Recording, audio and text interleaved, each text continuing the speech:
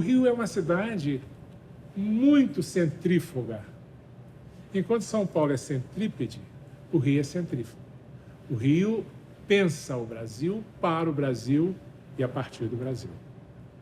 Isso nos faz cariocas.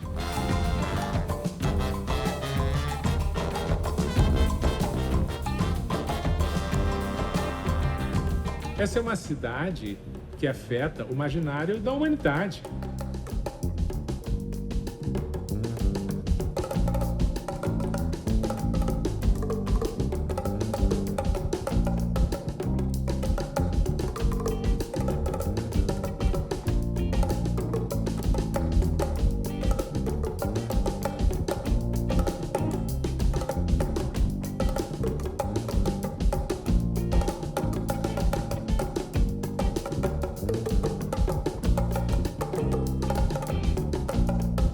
Nós passamos a colecionar não só a partir dos meios técnicos tradicionais, pintura, escultura, desenho, mas aquilo que nós chamamos de núcleos significativos, que são conjuntos organizados dinamicamente por uma vontade de pertencimento.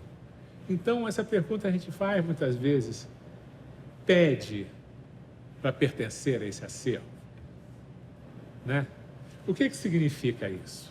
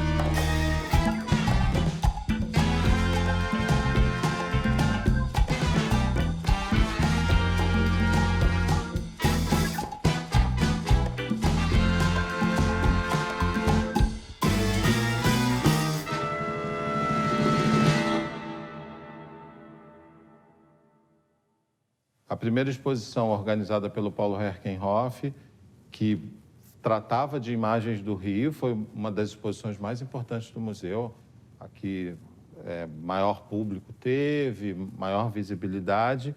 Então a gente busca aqui já relações diretas com um dos núcleos mais fortes da coleção, que é o núcleo que se liga às paisagens cariocas.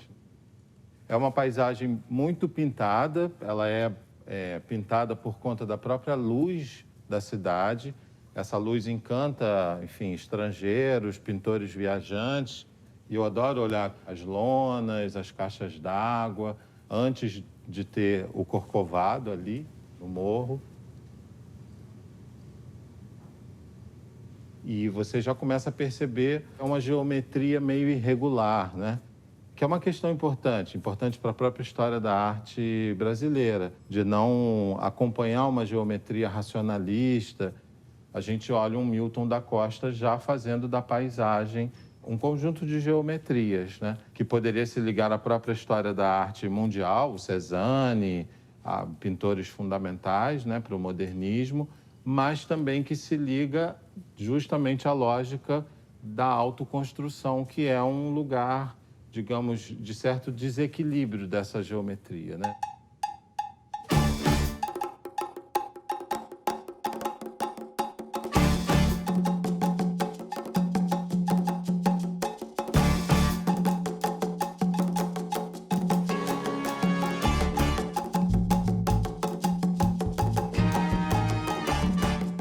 como se a pintura tivesse quase que ângulos que forçam uma ideia de abstração, né? Não tem a linha do horizonte tão evidenciada, ali um pouco só. Mas é uma lógica de geometria que vai configurar uma observação de metade do século XX para frente, que é a da abstração geométrica, né? Então, essa condição da casa, e isso foi um pensamento nosso na hora de montar a exposição. A casa também é importante para a história da arte brasileira, porque ela talvez traga a geometria abstrata, né? Ela começa como uma observação figurativa, quintais, janelas, e, por outro lado, ela vai configurando já, a gente viu o exemplo do Milton da Costa, aqui do Tenreiro, configurando já um caminho de abstração geométrica que é chamada de pura, né? Uma abstração que realmente vai abrir mão de qualquer signo figurativo.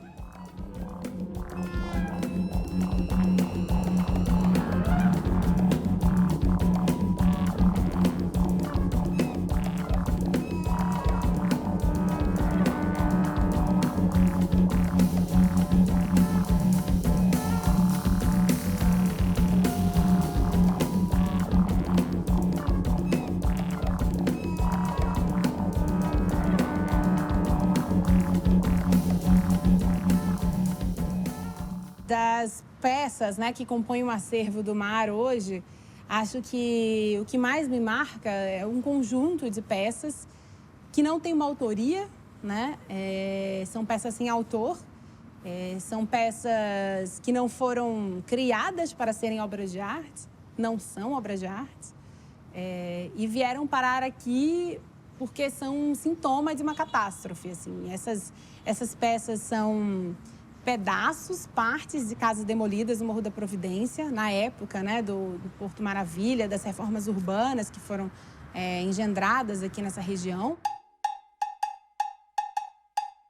E parte dessas casas demolidas chegaram no MAR para participar de uma exposição que se chamou Turvações Estratigráficas, de um artista cearense chamado Yuri Firmeza, onde nessa exposição havia uma justaposição aí entre partes da derrubada de alguns dos morros do Rio de Janeiro, inclusive, né, o Morro do Castelo, o Morro do Santo Antônio, que foram destruídos e que serviram de aterro para exatamente onde a gente está agora, para aterrar isso aqui, que era água, né, e para sustentar prédios como esse, né, que a gente está.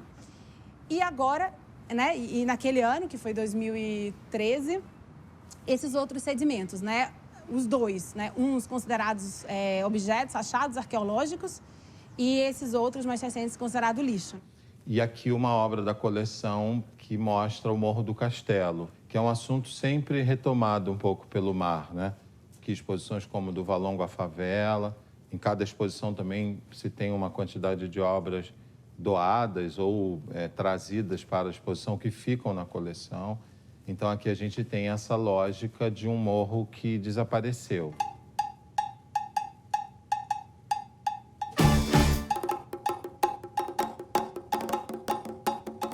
Os morros e as suas remoções. Estou lembrando de uma música que o Chico fala, lá tem Jesus, mas está de costas, né? Porque ele olha esse lugar do subúrbio, acho que chama subúrbio a música, porque ele olha esse lugar onde Cristo está de costas, né? De frente para a Zona Sul e de costas para o subúrbio. Quando você tem uma parede como essa, né, você tem desde um desenho do Portinari, de um sambista do morro, né, até fotos contemporâneas que mostram barracos feitos de zinco, de restos, de pedaços de outras arquiteturas, né, e artistas como Lazar Segal. Lazar Segal, por exemplo, é da coleção do museu, estrangeiro, que vem e observa esse lugar durante muito tempo, né? Então, isso é um assunto. De que lugar a gente trata quando observa mais um artista, seja ele de dentro da favela ou de fora da favela, olhando o morro, a arquitetura e a construção como lugar de observação. Na curadoria, numa exposição, quando você coloca uma coisa do lado da outra, então, você pode, de certa maneira, você convida, né, o espectador para refletir desse modo também, né, nesse confronto. Muitas vezes, até um confronto contraditório, né? Tanto na lógica de época, né? Estilos enfim, artísticos diferentes, quanto também na própria materialidade. Você tem uma pintura, um desenho, uma fotografia.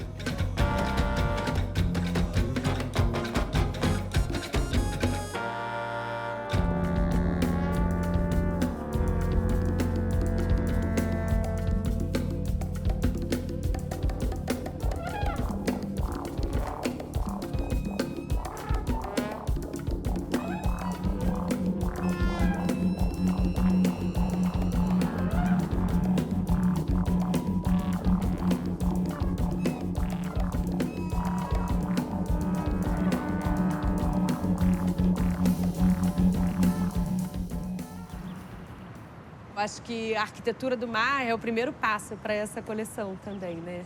Entender essa arquitetura, olhar para ela, entender a junção desses tempos, né? O urbanismo e todas as transformações da cidade. A junção de transformações só da rua que você passa ou do prédio que você vê, mas elas são configurações históricas dessa cidade, né? Então, o acervo de urbanismo do mar começa também contando essas histórias, né? E aí a arquitetura é o primeiro passo, né, para essa coleção começar.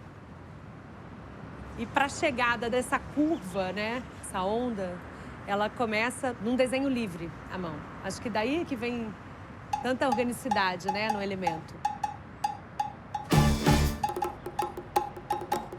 Então, acho que o primeiro passo foi quando Jacob se venceu um pouco que elemento seria o elemento que ligaria esses dois prédios, que são prédios distintos, né, que têm suas próprias identidades, seus tempos marcados na sua arquitetura, e que elemento era esse que poderia, então, ligar esses dois prédios de forma a não torná-los a mesma coisa, mas que apresentassem para o público como um conjunto.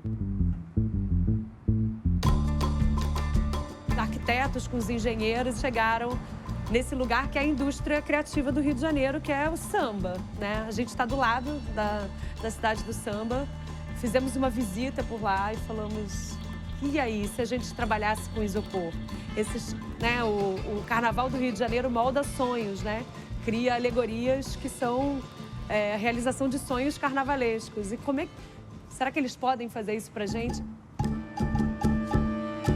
Os arquitetos e engenheiros frequentando a oficina, porque é a junção de um trabalho super técnico, que precisa de uma alta engenharia, com um artesanal, que é a moldagem da escola de samba, dos trabalhadores da escola de samba, nesse isopor. Claro que é um isopor especial para a obra, mas toda essa parte de manufatura foi feita dentro do barracão da escola de samba.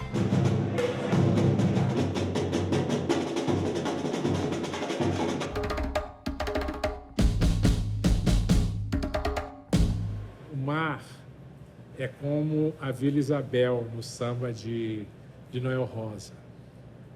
A vila não quer abafar ninguém, o mar também não. O mar, como a vila que só quer mostrar que faz samba também, o mar quer demonstrar que faz museu também.